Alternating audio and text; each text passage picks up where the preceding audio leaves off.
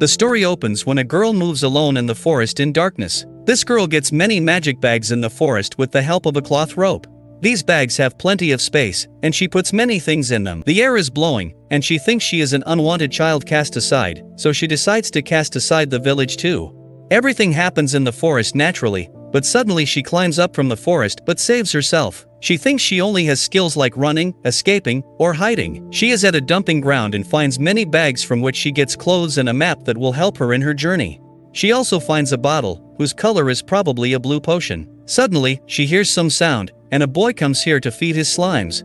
This boy is Ladoff, the head of Latamy village, who comes to find her but thinks she will go to the nearest village. Here, our girl comes to know that the village head intends to kill her and runs away. When she walks in a pond, she sees many slimes but does not consider them cute and takes them as monsters. She suddenly falls from a mountain but saves herself and also heals her wounds with the blue potion from a bottle. She sees a clear lake, which presents a very beautiful scene. Our girl removes her clothes, jumps into the lake, and moves into the depth of the lake. After that, she thinks she lives a life totally in hiding, but now she wants to live happily and freely. So, she decides to change herself into a boy to make her journey easier, as a fortune teller said. Our girl cuts her hair, dresses up like a boy, and changes her name from Famicia to Ivy. Our girl decides to start her journey in a new way. She reaches a place where flowers are blooming and sees a slime that looks very cute and pretty. She comes to know this is a rare slime with no name, called the weakest slime or the disintegrating slime. Our girl decides to call her this disintegrating slime. Suddenly, the wind blows, and the slime moves to the next place. Our girl also follows her and reads that this slime's lifespan is short, only 1 day, and after this, the slime disappears.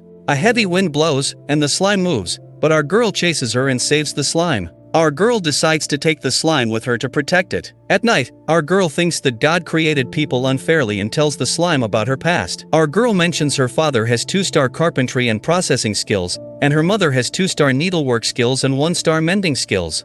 She also mentions that when she was 5 years old, she received a skill called taming skill. This skill has the ability to tame monsters and win them over, but unfortunately, it is a starless skill.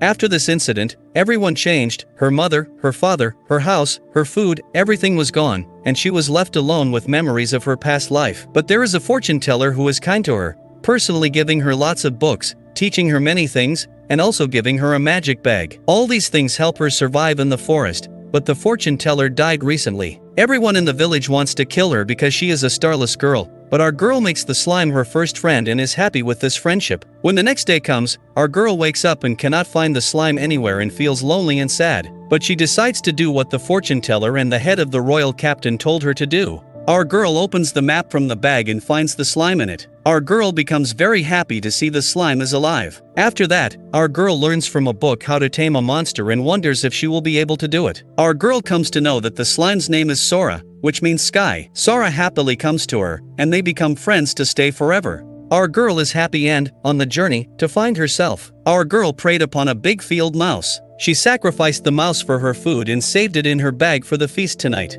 She wanted to go near a town to Latoto village. The wind blows and slime is about to lose, but she saves her. At the same time, she realized someone was coming towards her, and she moved fast and climbed up a tree. She came to know the huge ants follow her. Our girl saved her cuts that she received from the branch by using the blue potion. She also came to know all the blue potion is finished. Our girl moved to the village, and on the way, she saw many wanted posters of her in which her picture, her name, her age is mentioned, and also the reward of 500 dal for finding her. Our girl got angry and tore the wanted posters into pieces and moved next. Our girl reached the village, and she saw everyone use magic here. She saw a bakery and butcher shop. She wants to go into the butcher shop to sell the field mouse, but she feels hesitant. The owners stop her, and she's able to sell the field mouse for 100 dals. After that, she went to the bakery to buy bread. She told the bakery owner she is from a neighboring village and has relatives here. After this, she bought bread for 20 dals. Our girl seems very happy about this. She gives half the bread to Sora. She enjoys eating the bread, but Sora cannot eat it. She goes into the forest to get a huge field mouse, and fortunately, she got blue, red, and green potions. She separates the blue potion from them. But Sora eats all this because rare slime can get rid of inorganic materials. She provides her many things, but Sora only disposes of the blue potion. Our girl again sells field mice and buys bread. She takes a bath in the forest, eats bread happily because villagers are kind, and she wishes to stay here forever. The next day when she goes to the village, she sees many adventurers who come to this village to find her. She saw her wanted poster in the butcher and bakery shop and got scared and ran away to the forest again. Our girl felt very sad and thought there was no place for her. The next day she left for some other place but thought she did not draw any food, water, and blue potion, so she went back to the forest again and saw a river with a fruit tree nearby. She decided to eat some fruit and came near to the tree, but the tree was mysterious and attacked her. She ran away and saved her life but got a huge cut on her hand and did not have any blue potion. She fell down, but slime came to her and tried to heal her wound because slime is a monster and eats people. Our girl remembered the past days of her life when her mother gave birth to her, and her parents gave her a name. She is happy with her family. Her brother told her to use magic every day in life, and she also wanted it but could not get it. She eats good food with her family. Everyone in her family uses their skills in everyday life. She cannot wait for her 5th birthday, but her father told her that when she turns 5 years old, she will get her skill, and they will work to earn their next meal. She told her mother she wanted to be a tamer and be friends with dragons, griffins, and all kinds of monsters, but her father told her God gave them skills to live their lives.